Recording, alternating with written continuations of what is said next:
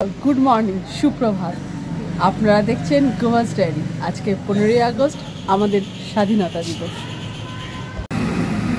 স্বাধীনতার এত বছর পেরিয়ে আমরা মেয়েরা কি এখনো প্রকৃত স্বাধীন হতে পেরেছি?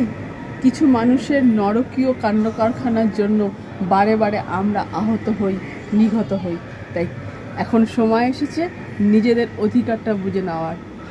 তার জন্য কিন্তু আমরা সাথে পেয়েছি পুরুষ সমাজকে। তাই কালকে যে আন্দোলন হয়েছিল সেটা যেন বিফলে না যায়, আর বিচারের জন্য আন্দোলন হয়েছিল সেও যেন সুবিচার পায়। এই আশা নিয়ে আজকের ব্লগটা আমি এখান থেকে শুরু করলাম।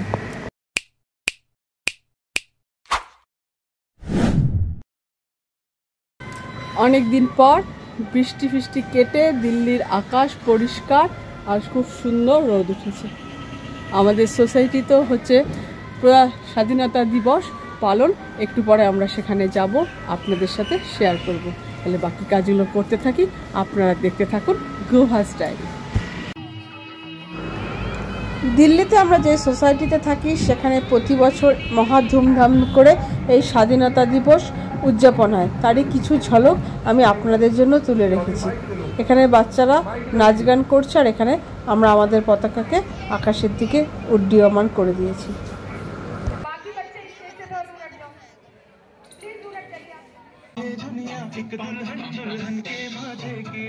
আরো 1891 ডিগ্রি পরিমাণ চলছে। এছাড়াও চা বাগান অঞ্চলের শ্রমিকদের কল্যাণ করে চা বাগানের কর্মী বলে না। ফ্লাওয়ার হোস্টিং দেখেছিস? তা কতক্ষণ হলো তোরা যাওয়ার পরে? 10-15 মিনিট পরে। তা এটা কি ওখান থেকে দিচ্ছে? হ্যাঁ। আর এইটা ক্যাপ, এইটা আচ্ছা অনেক কিছু আর হচ্ছে হাতে একটা ব্যাগ আর ফ্ল্যাগ, অনেক কিছু দিয়েছে। ঠিক আছে, খেয়ে নাও ফটাফট আলুর পরোটা। বাবা সাহায্য করে দিচ্ছে। আমরা আমাদের বাড়ির পতাকাটা আকাশের দিকে তুলে ধরলাম। হাওয়াতে উঠতে থাকে।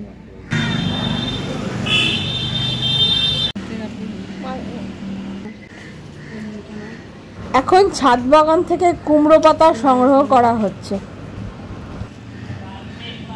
কি হবে বলতে এগুলো দিয়ে?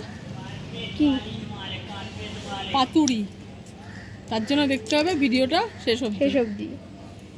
ওদিক থেকে এটা ছিঁড়ে গেছে। আজকে আমার দুপুরের মেনু হচ্ছে কুমড়ো পাতা ইলিশ পাতুরি। তার জন্য আপনারা তো দেখলেন আমার গাছ থেকে আমি কুমড়ো পাতাগুলো তুলে নিয়েছি, আর কাঁচা লঙ্কা, এখানে ইলিশ মাছ রাখা আছে, একে নুন হলুদ দিয়ে মাখিয়ে নেব, আর সর্ষে, পোস্ত আর তিল আমি রেখেছি। এই তিলটা, এই তিনটে জিনিস একসাথে আমি বেটে নেব। আর লাগবে লবণ আর হলুদ আর সর্ষের তেল। এই দিয়ে তৈরি হয়ে যাবে কুমড়ো পাতার ইলিশ পাতুরি। একটা বিশেষ দিন, আজকে জাতীয় ছুটি, আজকে আমাদের স্বাধীনতা দিবস। ভেবেছিলাম অনেক কিছু বানাবো, যেহেতু সবাই বাড়িতে আছে, কারণ দুপুরবেলাটা সবাই খুব একসাথে কম দিনই পাওয়া যায়, কেবলমাত্র রোববার ছাড়া। কিন্তু সেই মনটা কিন্তু সেই আগের মতো অতটা ভালো নেই, একটু ভারাক্রান্ত আছে। যার জন্য কালকে আমরা এত প্রতিবাদ করলাম, শেষ পর্যন্ত আসল দোষীরা শাস্তি পাক, সেটাই একমাত্র কাম্য। আর এভাবে যেন আর চলতে না থাকে। এত আইন, এত কিছু হওয়ার পরও এই অপরাধ কিন্তু বেড়েই চলছে। তাই সেটার কথা মাথায় রেখে আজকে আর সেরকম আড়ম্বরের মধ্যে গেলাম না। তা মোটামুটি জিনিসগুলো আমি সাজিয়ে নিয়েছি, সবটা করে তারপরে স্নান টান করে ফ্রেশ হয়ে এসে একবারে সেটাকে ভাপে বসিয়ে দেব। তার আগে মাছটাকে হলুদ লবণ দিয়ে মেখে নিই, আর পাতাগুলোকে গরম জলে একটু ভাপিয়ে নিই, যাতে সেটা পরিষ্কারও হয়ে যাবে এবং জীবাণুমুক্ত হয়ে যাবে। আর সর্ষে, পোস্ত আর তিলটাকে শুকনো করে বেটে সর্ষে তেল দিয়ে রেখে দিই। তাহলে এই কাজগুলো আমি করে নিই, তারপরে আমি দেখাচ্ছি কি করে আমি বানাবো পাতায় মোড়া ইলিশ মাছের পাতুরি। আর এদিকে আমার ভাত হয়ে গেছে, ভাতটা নামিয়ে নিয়ে মাঠটা ছড়িয়ে দিই। পাতাগুলো অল্প একটু গরম জলে ভাপিয়ে নিলাম, মাছ হলুদ লবণ দিয়ে নিয়েছি। এবার পোস্ত, সর্ষে আর তিলকে একসাথে নিয়ে একটুখানি বেটে নেব। এখানে মাছকে ভালো করে হলুদ লবণ মাখিয়ে নিলাম। এই আমার মশলা পেস্ট হয়ে গেছে। এবার ভালো করে মাছের ওপর এই মশলাগুলো দিয়ে কিছুক্ষণ রেখে দেবো, মানে যাকে বলে ম্যারিনেশন করে রাখবো। স্নান টান করে আমি একদম ফ্রেশ হয়ে চলে এসেছি। এতক্ষণে যে মশলা মাখিয়ে মাছটাকে রেখেছিলাম সেটাও প্রপার ম্যারিনেট হয়ে গেছে। এবার জাস্ট পাতায় র্যাপ করব আর স্টিম করব। একবার ওই ম্যারিনেশনটা দেখিয়ে দিচ্ছি। এই যে মাছটা ম্যারিনেট হয়ে গেছে আর পাতাগুলো সুন্দর ভাপে হালকা বয়েলও হয়ে গেছে। এবার পাতাটা তুলে সেটাকে পরিষ্কার করে তারপর আস্তে আস্তে মাছটা কি যেন আবার আসলো দেখি, খোলাই তো হচ্ছে। এগুলো আবার কে দিল? ওখান দিয়ে দিচ্ছি সবাইকে। তুই খাসনি? খেয়েছি। দেখি আমার সব কমপ্লিট প্রোগ্রাম নাচ গান টান। হ্যাঁ চলে আয়। আর খাবি না? না ঠিক আছে।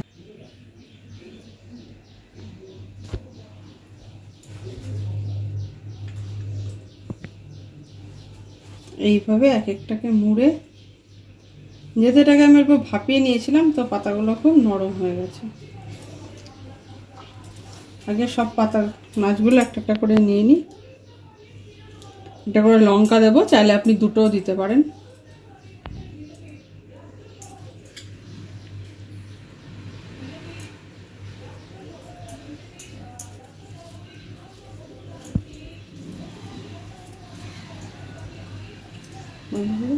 চাইলে এগুলোকে সুতো দিয়েও বন্ধ করতে পারে অথবা আমার মতো এরকম টুথপিক দিয়েও বন্ধ করে দিতে পারেন। এমনিতে ইলিশ মাছ খুব নরম হয়, এতক্ষণ ম্যারিনেট করা হয়েছিল তো এটা আরো নরম হয়ে গেছে। যেহেতু আমার বাড়ির গাছ সুতরাং পাতার সংখ্যাটা কম, সেজন্য একটু এভাবে মেকআপ দিতে হলো। অনেক পাতা থাকলে দুটো করে পাতা মুড়িয়ে দেওয়া যায়।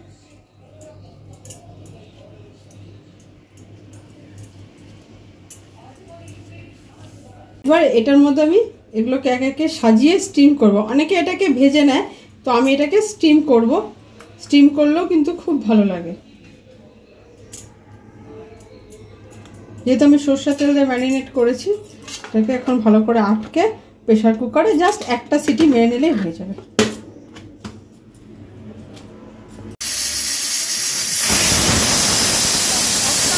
হয়ে গেল। এবার আমি ওকে বন্ধ করে দেব, আর ভেতরে যেটুকু স্টিম তৈরি হয়েছে সেটুকুতেই বাকিটা হয়ে যাবে। একবারে দেখা হচ্ছে খাবার টেবিলে। আমি টেবিল সাজিয়ে নিয়েছি। সিম্পল সাদা ভাত, কুমড়োর তরকারি আর এই হচ্ছে মাছ। এভাবে সাজালে আছে কিন্তু অ্যাক্সিডেন্টালি আমাদের ট্রাই কালারের মতো রান্না হয়ে গেছে, স্যাফরন, হোয়াইট অ্যান্ড গ্রিন। খেয়েছিস মাছটা? ঠিক আছে ঝাল?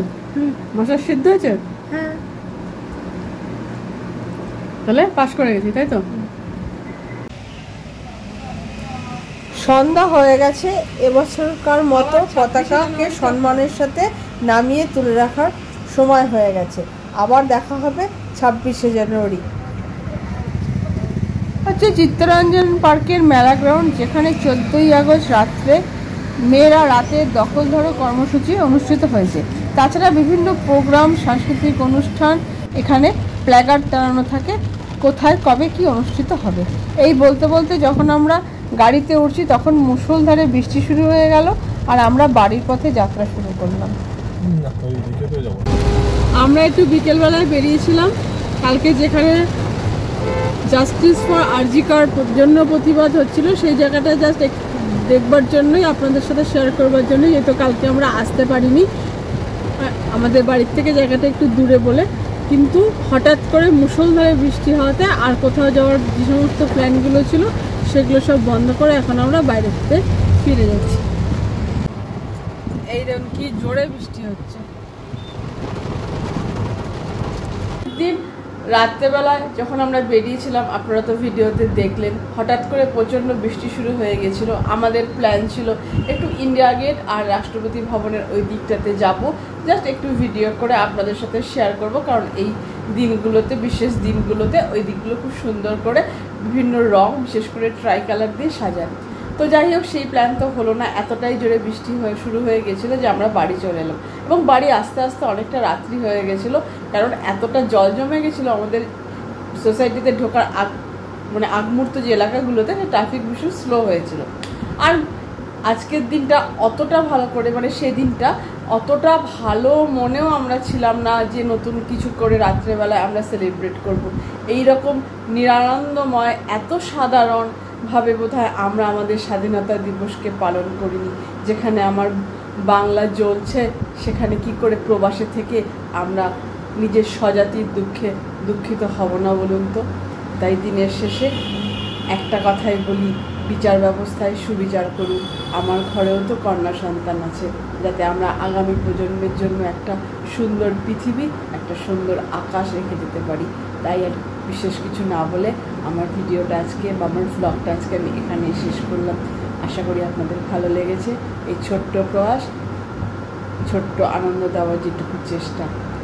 ভালো থাকবেন, সুস্থ থাকবেন, সাবধানে থাকবেন। আবার দেখা হবে নতুন কোনো ব্লগে, নতুন কোনো দিনের সাথে। তবে প্রতিবাদ কিন্তু চাই, প্রতিবাদ না করলে চেতনা ফেরে না।